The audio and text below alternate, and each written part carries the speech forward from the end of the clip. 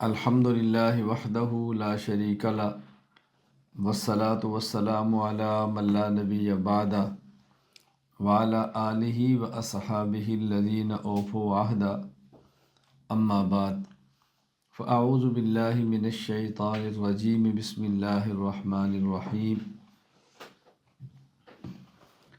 والعصر ان الانسان لفی خسر الا الذین آمنوا وعملوا الصالحات وتواصوا بالحق وتواصوا بالصبر اللہم صلی علی محمد وعلی آل محمد کما صلیت علی ابراہیم وعلی آل ابراہیم انک حمید مجید اللہم بارک علی محمد وعلی آل محمد کما بارکت علی ابراہیم وعلی آل ابراہیم انک حمید مجید۔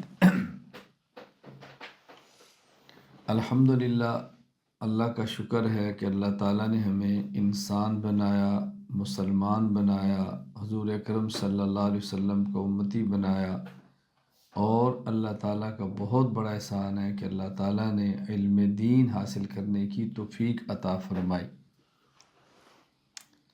ہمارے ہاں ای مرکز کے تحت جس طرح چھوٹے بچوں کے لیے تعلیم القرآن کورس ہے، اسی طرح بڑے مردوں اور خواتین کے لیے مختلف کورسز ہیں۔ علم دین کورس 2 سالہ، عالم عالمہ کورس 4 سالہ، ترجمہ قرآن کریم مردوں اور خواتین کے لیے 1 سالہ، تخصص فی العقائد الاسلامیہ علماء کرام کے لیے 1 سالہ، تخصص فی الافتاء علماء کرام کے لیے 1 سالہ۔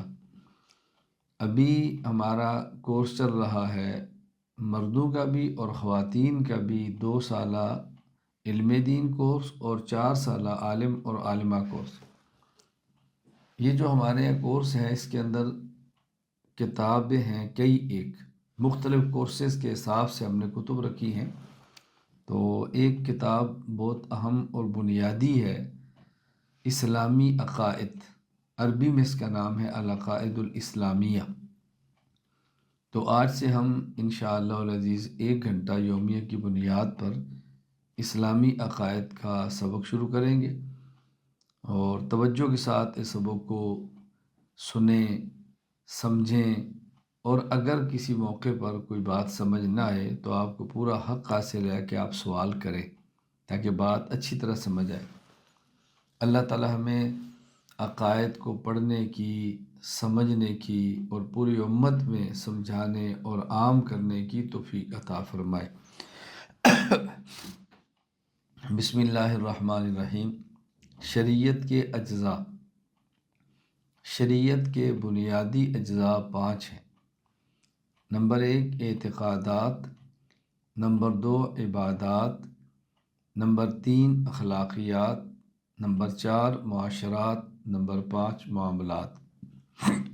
اعتقادات کا معنی ہے عقائد، عبادات کا معنی ہے اعمال، اخلاقیات کا معنی ہے اخلاق، معاشرات کا معنی ہے باہمی رہن سہن، اور معاملات کا معنی ہے باہمی آپس کے لین دین کے تعلقات۔ معاملات کا تعلق صرف لین دین کے ساتھ نہیں ہے، اس کا دائرہ وسیع ہے۔ باہمی جو تعلقات ہیں اس کا نام معاملات ہے۔ ان میں اہم ترین جز وہ عقائد ہیں۔ اگر کسی شخص کے نام عمل میں ایک بھی نیک عمل نہ ہو اور عقائد اس کے درست ہوں تو وہ بالیقین جنت میں جائے گا، اپنے برے اعمال کی سزا بھگت کر، یا اللہ تعالیٰ کے محض فضل اور کرم سے، یا اللہ تعالیٰ کے حکم سے کسی کی شفاعت کی بنیاد پر لے کر جائے گا۔ اور اگر کسی شخص کے نام اعمال میں ایک بھی برا عمل نہ ہو، سب نیک اعمال ہوں، لیکن عقائد اس کے درست نہ ہوں، یہ کسی صورت میں جنت میں داخل ہونا تو بہت دور کی بات ہے، یہ جنت کی خوشبو بھی نہیں سونگھ سکتا، اس کو جنت کی ہوا بھی نہیں لگ سکتی۔ اس سے اندازہ فرمائیں کہ عقائد کا اہم ہونا کتنا ضروری ہے۔ اسلام ایک عمارت ہے، اسلام ایک مکان ہے، اسلام ایک تعمیر ہے جس کے مختلف کمرے ہیں، اور اس کی بنیاد زمین و عقائد ہے۔ اگر زمین نہ ہو، بنیاد نہ ہو، تو اس کے اوپر کمرے مکان کے نہیں بن سکتے۔ اسی طرح اگر عقائد نہ ہوں، یعنی درست عقائد نہ ہوں، تو اس پر اسلامی عمارت اور تعمیر کو کھڑا نہیں کیا جا سکتا۔ اس سے آپ اندازہ فرمائیں کہ عقائد کتنے اہم ہیں۔ اس لیے عقائد سے غفلت نہیں برتنا، عقائد کو بہت اچھی طرح سمجھنا ہے، اور تمام اعمال میں، تمام امور شریعت میں سب سے زیادہ اہمیت ہم نے عقائد کو دینی ہے۔ جس قدر عقائد اہم ہیں اسی قدر اس پر توجہ دینی ہے۔ عقائد پڑھنے ہیں، عقائد سمجھنے ہیں، عقائد کو دہرانا ہے، عقائد امت میں عام کرنے ہیں، اپنے عقائد ٹھیک کرنے ہیں، امت کے عقائد کو ٹھیک کرنے کی فکر کرنی ہے۔ تو شریعت کے بنیادی اجزاء 5 ہیں: اعتقادات، عقائد، عبادات، اعمال، اخلاقیات، اخلاق، معاشرات اور معاملات۔ اگر اس تقسیم کو آپ تھوڑا سا مختصر کر لیں تو یوں کہہ سکتے ہیں کہ اسلام کے بنیادی اجزاء، شریعت کے بنیادی اجزاء 3 ہیں: عقائد، اعمال اور اخلاق۔ مزید اس کو آپ مختصر کرنا چاہیں، مختصر ترین اگر تقسیم کریں گے تو یوں کہیں گے شریعت کے بنیادی اجزاء 2 ہیں: نمبر 1 عقائد اور نمبر 2 اعمال۔ یعنی اخلاق کو اب اعمال کے تحت شامل کر لیں گے تو یوں کہیں گے کہ 2 ہیں: عقائد اور اعمال۔ لیکن عقائد بہرحال شریعت کا بنیادی جزو اہم اور جزو میں افضل ہے، اسے کبھی بھی غافل نہیں ہونا۔ اب عقائد کی تعریف کیا ہے، اس کو سمجھنا ضروری ہے۔ عقائد جمع ہے عقیدہ کی۔ عقیدہ عقدن سے ہے گرہ باندھنا، جس طرح ہم دھاگے میں گرہ باندھتے ہیں نا، اسے کہتے ہیں عقد۔ جس طرح ایک مرد اور عورت کا نکاح ہوتا ہے تو اسے کہتے ہیں عقد نکاح، یعنی گرہ بندھ گئی ہے، ان کا تعلق بہت پختہ ہو گیا ہے، بہت پختہ تعلق ہو گیا ہے۔ آپ اندازہ فرمائیں کہ انسانی رشتوں میں خاوند اور بیوی کا ایسا رشتہ ہے، ایسا پاکیزہ، ایسا مقدس، اتنا اہم رشتہ ہے کہ انسانی تاریخ میں سب سے پہلا انسان کا انسان سے جو تعلق بنا ہے وہ خاوند اور بیوی کا بنا ہے۔ اندازہ کریں کتنا اہم رشتہ ہوگا۔ خیر، عقائد جمع ہے عقیدہ کی۔ عقیدہ عقدن سے، جس کا معنی ہوتا ہے گرہ باندھنا۔ اس کا مطلب یہ ہوتا ہے کہ ایسا نظریہ جس کی بنیاد پر اللہ تعالیٰ راضی ہوں اور جنت کا فیصلہ ہو، یا ایسا نظریہ کہ جس کی بنیاد پر اللہ تعالیٰ ناراض ہوں اور بندے کے لیے جہنم کا فیصلہ ہو جائے، اس نظریہ کا نام ہے عقیدہ۔ اس کا مطلب اگر نظریہ ٹھیک ہے تو اللہ راضی ہوں گے اور جنت ملے گی، اور اگر نظریہ باطل ہے اللہ ناراض ہوں گے اور بندے کو جہنم ملے گی۔ تو وہ عقیدہ جس پر اللہ راضی ہوں یہ عقیدہ صحیحہ ہے، اور وہ عقیدہ جس پر اللہ ناراض ہوں یہ عقیدہ باطلہ، عقیدہ فاسدہ ہے۔ اللہ ہمیں بات سمجھنے کی توفیق عطا فرمائے۔ صحیح عقائد کو اسلامی عقائد کہتے ہیں۔ صحیح عقائد کو اسلامی عقائد کہتے ہیں، کیونکہ ہمارا عنوان اسلامی عقائد ہے، ہماری کتاب کا نام اسلامی عقائد ہے، تو یہ سمجھنا ضروری ہے کہ اسلامی عقائد کا مطلب کیا ہے۔ یعنی صحیح عقائد کو اسلامی عقائد کہتے ہیں، اور جو عقائد صحیح نہیں کبھی ان کو کفری عقائد کہیں گے اور کبھی ان کو بدعی عقائد کہیں گے۔ یعنی بعض عقائد ایسے ہیں کہ جن کی بنیاد پہ اسلام اور کفر کا فیصلہ ہوتا ہے، اور بعض عقائد ایسے ہیں کہ جن کی بنیاد پہ اسلام اور کفر کا فیصلہ نہیں بلکہ سنت اور بدعت کا فیصلہ ہوتا ہے۔ تو وہ عقائد جو دلیل قطعی سے ثابت ہیں اس کے انکار کرنے سے بندہ دائرہ اسلام سے خارج ہو جاتا ہے، اور وہ عقائد جو دلیل ظنی سے ثابت ہیں ان کے انکار سے بندہ دائرہ اہل سنت والجماعت سے خارج ہوتا ہے، لیکن کافر نہیں ہوتا۔ اس کی مکمل تفسیر میری کتاب اصول عقائد کے اندر موجود ہے، اور میں نے اصول عقائد سبکن پڑھائی ہے۔ اس کے 9 اسباق ہیں، کتاب بھی موجود ہے، ویڈیو بھی موجود ہے، اس کی آڈیو بھی موجود ہے، اور جن کا مجھ سے بیعت کا تعلق ہے، جن کو میں اپنے موبائل سے براہ راست کچھ چیزیں بھجواتا ہوں، میں نے اصول عقائد کے تمام اسباق ان تک پہنچا دی ہیں۔ میں اسلامی عقائد کی درسگاہ میں شامل تمام حضرات اور خواتین سے یہ عرض کروں گا کہ خصوصاً اپنی بچیوں سے کہ آپ وہ کتاب العقائد کہ میرے جو اصول عقائد کے سبق ہیں وہ آپ سارے سنیں، پھر اس پر تفصیل سے میں نے گفتگو اس پر کی ہے، اور بڑی شر و بست کے ساتھ بڑی وضاحت سے میں نے ان باتوں کو بیان کیا ہے۔ خیر وہ آپ اس کا مطالعہ فرمائیں گی، پڑھیں گی تو اس کے اندازہ ہوگا کہ وہ کتنی اہم کتاب ہے۔ آج کی نشست میں ہماری دوسری گفتگو ہوگی کہ ایمان اور کفر سے متعلق کچھ بنیادی چیزیں اچھی طرح ذہن نشین فرما لیں۔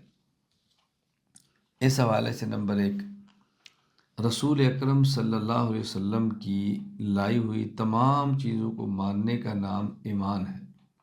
ایمان کا معنی ہے التصدیق بجمیع ما جاء بہ النبی صلی اللہ علیہ وسلم، نبی پاک صلی اللہ علیہ وسلم کی لائی ہوئی تمام چیزوں کو ماننا، اس کا نام ایمان ہے۔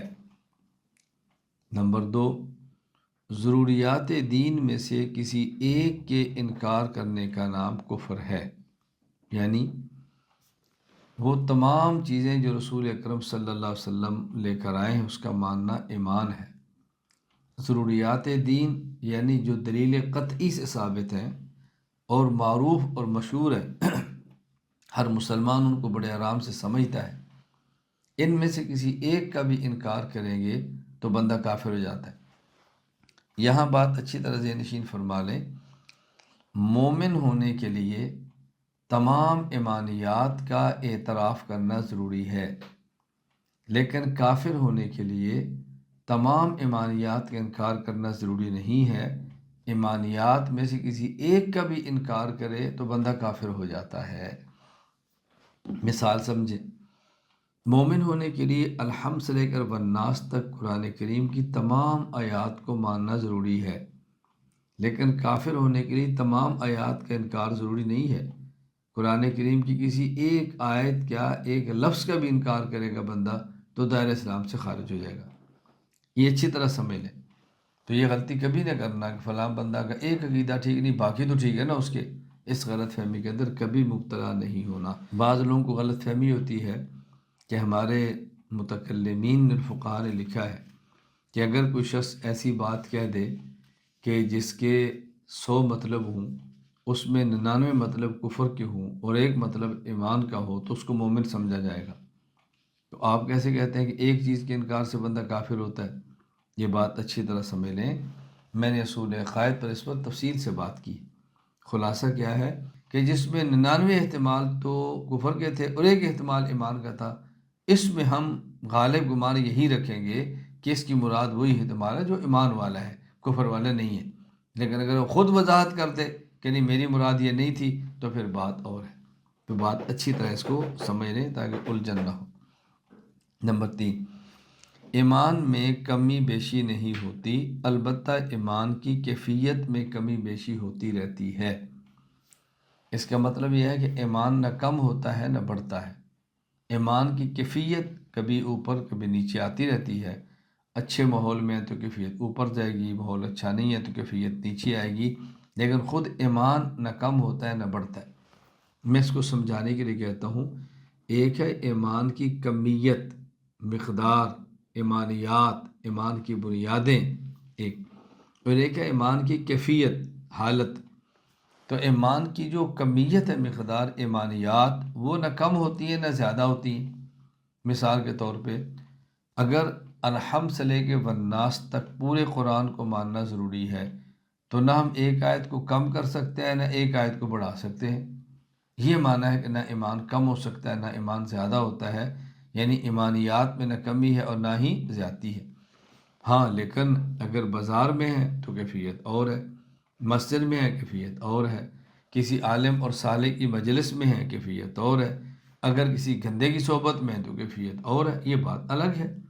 لیکن ایمان کی کیفیت میں کمی بیشی ہوگی، خود ایمان کے اندر کمی بیشی نہیں ہوگی۔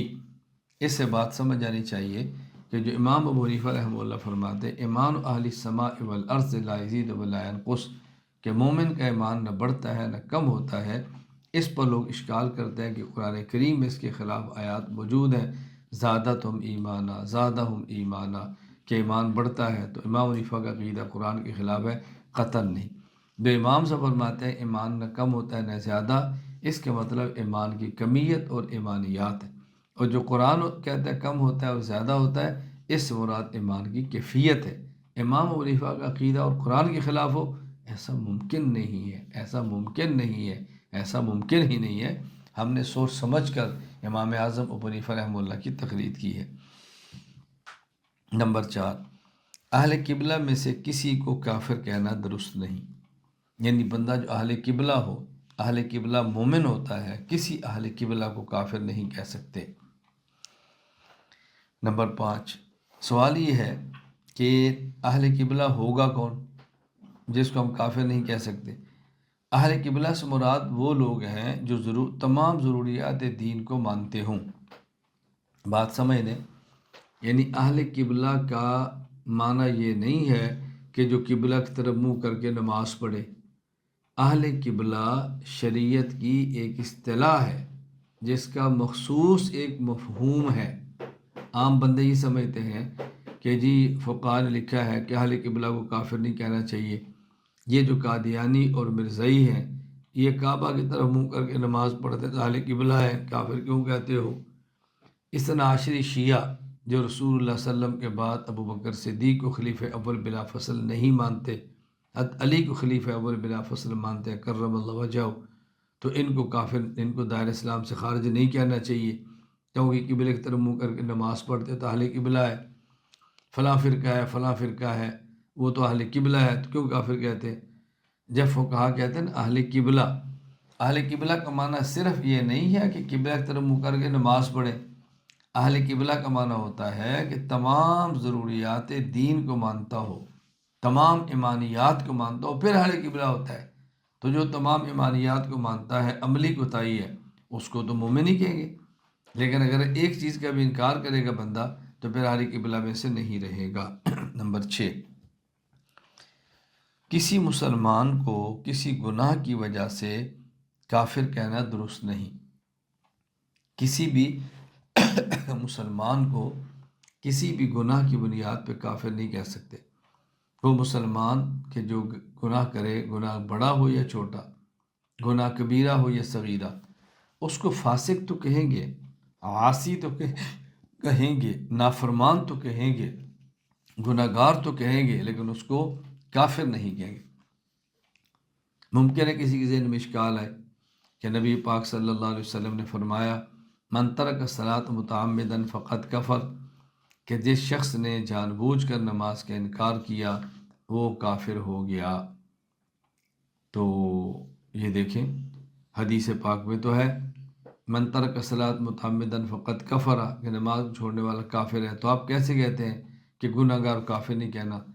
یہ حدیث پاک کا ترجمہ غلط ہوا ہے۔ حدیث پاک کا ترجمہ کیا ہے؟ من ترک الصلاۃ متعمدا فقد کفر، جس شخص نے جان بوجھ کے نماز چھوڑی اس نے کافروں والا کام کیا۔ یہ نہیں کافر ہو گیا، کافروں والا کام کیا۔ جس طرح ہم کہتے ہیں نا کہ جھوٹ بولنا مسلمان کا کام نہیں ہے، اس کا معنی یہ نہیں کہ جھوٹ بولنے والا کافر ہو جاتا ہے۔ بیٹا شراب پینا مسلمان کی شان کے لائق نہیں ہے، اس کا معنی یہ نہیں کہ شراب پینے والا کافر ہو گیا۔ بیٹا زنا کرنا مسلمان کا کام نہیں ہے، اس کا معنی یہ نہیں کہ زنا کرنے والا مسلمان ہو گیا۔ نہ، اللہ کے نبی سمجھا رہے ہیں کہ اس نے کافروں والا کام کیا، جس طرح بڑے خاندان کے ہوں اور ان کے گھر میں بیٹا کو گھٹیا حرکت کر لے تو بڑے اور معزز خاندان والے اپنے بیٹے سے کیا کہتے ہیں، بیٹا ہمارے خاندان کے لوگ ایسے کام کرتے ہیں، لوگ کیا کہیں گے کس کا بیٹا ہے، ہمارا بیٹا اگر ایسا کام کرتے ہو۔ اسی طرح شریعت کہہ رہی ہے من ترک الصلاۃ متعمدا فقط کفر، کیا کوئی مومن بھی نماز چھوڑ سکتا ہے؟ مومن ہو کر نماز چھوڑنا یہ ٹھیک نہیں ہے۔ تو اس کا معنی یہ نہیں جس نے جان بوجھ کے نماز کو چھوڑا وہ کافر ہو گیا، اس کا معنی یہ ہے کہ جس نے جان بوجھ کے نماز کو چھوڑا اس نے کافروں والا کام کیا ہے۔ یہاں مجھے ایک واقعہ مناظرہ یاد آیا جو حضرت امام محمد بن ادریس شافعی رحمہ اللہ اور حضرت امام احمد بن حنبل رحمہ اللہ کے درمیان ہوا۔ امام احمد بن حنبل رحمہ اللہ نماز جان بوجھ کے چھوڑنے والے کو کافر کہتے تھے۔ حضرت امام شافعی نے مناظرہ کیا، حضرت امام شافعی رحمہ اللہ نے امام احمد بن حنبل سے عرض کیا آپ یہ فرمائیں اگر جان بوجھ کر نماز چھوڑنے سے بندہ کافر ہو جاتا ہے، اب اس کے مسلمان ہونے کی کیا صورت ہے، مسلمان کیسے ہو؟ حضرت امام احمد بن حنبل فرمانے لگے کہ یہ شخص کلمہ پڑھ لے تو مسلمان ہو جائے گا۔ امام شافعی رحمہ اللہ نے فرمایا کلمہ تو پہلے ہی پڑھتا ہے، اس نے کلمہ چھوڑا کب ہے؟ تو انہوں نے کہا نماز پڑھ لے مسلمان ہو جائے گا۔ فرمایا نماز تو پڑھے گا لیکن نماز قبول نہیں ہوگی، کیونکہ جب اس نے نماز چھوڑ کے کافر ہو گیا تو کافر کا تو عمل قبول ہوتا ہی نہیں، تو نماز اس کی قبول نہیں ہوئی تو نماز سے کیسے مسلمان ہوگا؟ حضرت امام محمد بن حنبل رحمہ اللہ سے اس کا کوئی جواب نہیں بنا۔ اس لیے واضح نشین فرما لیں کہ کسی بھی مسلمان کو کسی بھی گناہ کی بنیاد پر کافر نہیں کہہ سکتے۔ یہاں میں نے ایک بات کی ہے، گناہ بڑا ہو یا چھوٹا، گناہ کبیرہ ہو یا صغیرہ، عموماً ہم یہ دو لفظ استعمال کرتے ہیں۔ قرآن کریم میں ان تجتنبوا کبائر ما تنہون عنہ نکفر، قرآن کریم میں بھی ہے۔ ہم عموماً یہ دو لفظ استعمال کرتے ہیں، گناہ کبیرہ گناہ صغیرہ، یہ گناہ بڑا یہ گناہ چھوٹا۔ ایک ہے اس کا ترجمہ بڑا اور چھوٹا، ایک ہے اس کا مفہوم اصطلاح کہ شریعت میں گناہ کبیرہ اور گناہ صغیرہ کی تعریف کیا ہے، یہ اچھی طرح ذہن نشین کر لیں۔ گناہ کبیرہ کسے کہتے ہیں؟ گناہ کبیرہ میں بیان کرنے میں غلطی ہو جاتی ہے، تعریف عموماً کی نہیں جا سکتی، اس لیے الجھنیں پیدا ہوتی ہیں۔ تو پہلے گناہ کبیرہ یا صغیرہ کی تعریف سمجھیں۔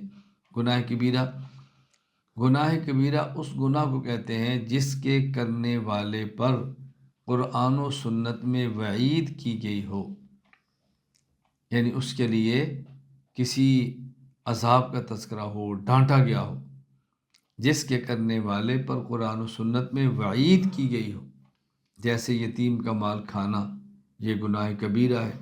ان الذین یاکلون اموال الیتامی ظلما انما یاکلون فی بطونہم نارا، یہ شخص اپنے پیٹ میں آگ جہنم کی ڈال رہا ہے۔ نمبر 2، اس گناہ کو کہتے ہیں جس پر حد مقرر کی گئی ہو، جیسے چوری پر حد ہے ہاتھ کاٹو، زنا پر حد ہے اگر کنوارا ہے تو اس کو 100 درے مارو، شادی شدہ ہے تو سنگسار کرو، شراب پینا اس پر حد ہے۔ تو جس گناہ پر حد ہو، جس گناہ پر حد ہو اس کو گناہ کبیرہ کہتے ہیں۔ نمبر 3، جس کے کرنے والے پر لعنت کی گئی ہو وہ بھی گناہ کبیرہ ہے، جیسے کسی کو نقصان پہنچانے کے لیے جھوٹ بولنا، ایسے جھوٹے پر بھی لعنت آئی ہے۔ میرے لفظ یاد رکھیں، کسی کو نقصان پہنچانے کے لیے جھوٹ بولنا، ایک ہوتا ہے اپنی جان بچانے کے لیے جھوٹ بولنا، الگ ہے نا، ایک ہے کسی کو نقصان پہنچانے کے لیے جھوٹ بولنا، الگ ہے، فرق ہے۔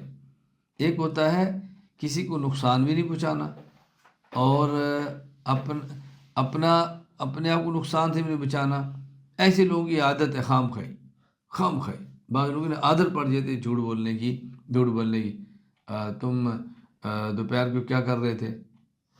وہ جاگ رہا ہو، میں سویا تھا، عادت ہے جھوٹ بولنے کی، جسے کہتے ہیں ٹرکھانے کی عادت ہے۔ یہ باتیں الگ ہیں۔ میں گناہ کبیرہ کیا کہہ رہا ہوں؟ ایسا جھوٹ جو کسی کو نقصان پہنچانے کے لیے بولا جائے۔ نمبر 4، جس گناہ میں فساد کسی ایسے گناہ کے برابر ہو یا زیادہ ہو جس پر وعید یا حد یا لعنت آئی ہو، یعنی وہ گناہ ایسا ہے کہ اس پر تو قرآن اور سنت میں حد نہیں بیان کی گئی، توجہ رکھنا، اس گناہ کا نام لے کر، اس گناہ کا نام لے کر تو لعنت نہیں کی گئی، اس گناہ کا نام لے کر تو وعید نہیں سنائی، لیکن وہ جرم ایسا ہے کہ وہ ہے اسی کے برابر۔ مثلا شراب کے علاوہ کوئی اور نشاور چیز استعمال کرنا، اب یہ بھی گناہ کبیرہ ہے۔ آج کے دور میں اگر کوئی نیا نشاور چیز نئی ایجاد ہو جس کا رسول اکرم صلی اللہ علیہ وسلم کے دور میں وجود ہی نہ ہو، تو ظاہر ہے جس کا اس دور میں وجود تھا اس پر تو حد آئی ہے۔ اب اگر اس کا وجود ہی نہیں ہے تو کوئی بندہ کہ یہ میں استعمال کر لوں، نہیں۔ جس طرح شراب پینے سے انسان بہکتا ہے، شراب پینے سے نشہ آتا ہے، آج کوئی اور چیز بھی اسی طرح استعمال کرے گا جو شراب نہ ہو لیکن نشہ آور ہو، اس کا بھی استعمال کرنا گناہ کبیرہ ہوگا۔ نمبر 5، جو کام بطور تعاون فی الدین کے کیا جائے، یعنی ایسا کام کیا جائے کہ اس سے اندازہ کیا جائے کہ دیکھنے والا سمجھے کہ اس شخص کے دل میں دین کی کوئی عظمت نہیں ہے، اس طرح کام کریں کہ جس کی وجہ سے، یعنی آدمی اس طرح کام کرے کہ دیکھنے والے کو اندازہ ہو کہ یہ کام اس طرح کر رہا ہے کہ اس کے دل میں دین کا کوئی احترام ہی نہیں ہے۔ جیسے مقدس اوراق کو گندگی میں پھینکنا۔ اب ایک پاکیزہ کاغذ ہے، اس پر کوئی آیت لکھی ہے، کوئی حدیث لکھی ہے، تو کوئی انسان اٹھا کر اس کو پخانے کی جگہ پہ پھینکتا ہے، لیکن پھینکنے کا سٹائل بھی ہوتا ہے نا، اس سے دیکھ سمجھ رہا ہے کہ اس کے ذہن میں اس کی حقارت ہے، اس ورقے کی حقارت، اب یہ مسلمان نہیں رہے گا۔ ویسے اگر کوئی شخص قرآن کریم کی عظمت کا بھی قائل ہے، توہین کو کفر بھی سمجھتا ہے، لیکن غفلت سے ہو گیا، جلدی سے ہو گیا، نہ کرنے پر اس کو افسوس، یہ باتیں الگ ہیں، لیکن ایک شخص اس انداز میں پھینکتا ہے کہ جیسے دیکھنے والا سمجھے کہ دین کی توہین کر رہا ہے، اس کو قرآن کی عظمت کا احساس ہی نہیں ہے، تو یہ گناہ کبیرہ ہے، یہ گناہ صغیرہ نہیں ہے۔ بات اچھی طرح سمجھ۔ خلاصہ کیا ہے؟ گناہ کبیرہ اس گناہ کو کہتے ہیں جس کے کرنے والے پر قرآن و سنت میں وعید کی گئی ہو، جیسے یتیم کا مال کھانا، جس پر حد مقرر کی گئی ہو، جیسے چوری کرنا، زنا کرنا، شراب پینا، جس کے مرتکب پر لعنت کی گئی ہو، جیسے کسی کو نقصان پہنچانے کے لیے جھوٹ بولنا، جس گناہ میں فساد کسی ایسے گناہ کے برابر یا زیادہ ہو جس پر وعید یا حد یا لعنت آئی ہو، جیسے شراب کے علاوہ دوسری نشہ آور چیزوں کا استعمال کرنا۔ نمبر 5، جو کام بطور تعاون فی الدین کیا جائے، یعنی اس انداز سے کیا جائے کہ دیکھنے والا یہ سمجھے کہ اس شخص کے دل میں دین کی کوئی عظمت نہیں ہے، جیسے مقدس اوراق کو گندگی میں پھینکنا، اب یہ گناہ کبیرہ ہے۔ گناہ صغیرہ، اب گناہ صغیرہ کی تعریف بہت آسان ہوگی۔ گناہ صغیرہ اس گناہ کو کہتے ہیں کہ جس پر وعید نہ کی گئی ہو، مثلا وہ جھوٹ بولنا جس میں کسی کو کوئی نقصان نہ پہنچے، جیسے میں نے کسی آدمی کی عادت ہے ویسے ہی جھوٹ بولتے رہنا۔ ایک آدمی بازار سے گھڑی لے آتا ہے، قیمت اس کی 500 ہے، اور خواہ کہتا ہے میں 600 کی لایا ہوں، عادت ہے جھوٹ بولنے کی، یہ گناہ ہے لیکن صغیرہ ہے۔ اسی طرح کسی فاسق کے پاس بلا ضرورت بیٹھنا، یہ بھی گناہ ہے لیکن گناہ صغیرہ ہے۔ کیا ضرورت ہے فاسق کے پاس بیٹھنے کی؟ مت بیٹھے، احتیاط کرنی چاہیے۔ میں ایک بات عرض کر دوں، اس کے بارے میں اچھی طرح ذہن رکھ لیں۔ صحبت صالح ترا صالح کنت، صحبت طالح ترا طالح کنت۔ نیک کے پاس بیٹھیں گے تو نیک ہو جائیں گے، برے کے پاس بیٹھیں گے تو برے ہو جائیں گے، اس لیے کہ نیک صحبت کا اہتمام کرنا بہت ضروری ہے۔ ایک عربی کا شعر ہے، ان المرء لا تسأل وابصر قرینہ فإن القرین بالمقارن مہتدی۔ اگر کسی کے بارے میں یہ پتہ کرنا ہو کیسا ہے تو یہ نہ دیکھو بندہ کیسا ہے، یہ دیکھ لو کن کے پاس بیٹھتا ہے، اس لیے بندہ انہی کے پاس بیٹھتا ہے جن کا ہم مزاج ہوتا ہے۔ تو یہ پوچھنے کی ضرورت نہیں کہ بندہ کیسا ہے، اس کا بہت زیادہ اہتمام کرنا چاہیے، اچھی صحبت میں رہیں۔ ہماری بعض وہ خواتین، بعض بیٹیاں جو مجھ سے بیعت ہیں، کبھی وہ پوچھتی ہیں کہ مرد حضرات تو شیخ کی صحبت میں آ سکتے ہیں، ہم خواتین کیا کریں؟ دیکھیں، ان خواتین کے لیے صحبت میں آنے کا یہی طریقہ ہے، وہ دور رہیں، بیانات کو سنیں، اصلاح کریں، کتاب پڑھیں، جس طرح بھی آپ سبق پڑھ رہی ہیں تو مجلس میں ایسے رہیں کہ جیسے میں اپنے شیخ کی مجلس میں موجود ہوں۔ وضو کا خیال کرنا، قبلہ رو بیٹھنا، ادب کے ساتھ بیٹھنا، توجہ کے ساتھ بیٹھنا، انشاءاللہ اس پر دور رہ کر وہی فوائد ہوں گے جو قریب رہ کر ہوں گے انشاءاللہ۔ گناہ سے ایمان ختم نہیں ہوتا، ہاں البتہ ایمان کی نورانیت کم ہو جاتی ہے۔ یعنی کوئی شخص یہ نہ سمجھے کہ میں نے گناہ کیا تو ایمان ختم ہو جائے گا۔ ہاں، گناہ سے ایمان کی نورانیت ختم ہوتی ہے، ایمان کی لذت چلی جاتی ہے، ایمان کی چاشنی چلی جاتی ہے، اور اگر انسان توبہ نہیں کرتا تو ایک وقت آتا ہے کہ آہستہ آہستہ آہستہ خدشہ ہوتا ہے کہ بندے کا ایمان ہی ختم نہ ہو جائے۔ اللہ تعالی ہماری بہت زیادہ اس سے حفاظت فرمائے، گناہوں سے بہت زیادہ بچنے کی کوشش کرے۔ کسی حرام کو حلال اور حلال کو حرام سمجھنے والا مسلمان نہیں رہتا۔ یعنی حرام کو حرام سمجھنا ہے، حلال کو حلال سمجھنا ہے۔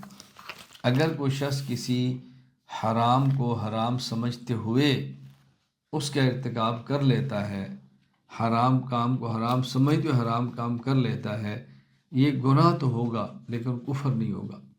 لیکن اگر کوئی شخص گناہ کو گناہ نہیں سمجھتا، اگرچہ اس کا ارتکاب نہ کرے، تب بھی بندہ دائرہ اسلام سے نکل جائے۔ مثال کے طور پہ ایک بندہ نماز نہیں پڑھتا لیکن کہتا ہے کہ نماز فرض ہے، یہ مسلمان ہے۔ لیکن ایک بندہ نماز پڑھتا ہے اور کہتا ہے نماز فرض نہیں ہے، تو یہ مسلمان نہیں ہے۔ ایک بندہ زکوٰۃ نہیں دیتا اور کہتا ہے زکوٰۃ فرض ہے، یہ مسلمان ہے۔ ایک بندہ زکوٰۃ دیتا ہے لیکن کہتا ہے کہ زکوٰۃ فرض نہیں ہے، یہ مسلمان نہیں ہے۔ ایک بندہ روزہ کہتا ہے فرض ہے، روزہ رکھتا نہیں، تو مسلمان ہے۔ اور ایک بندہ روزہ رکھتا ہے لیکن کہتا ہے روزہ فرض نہیں ہے، تو مسلمان نہیں ہے۔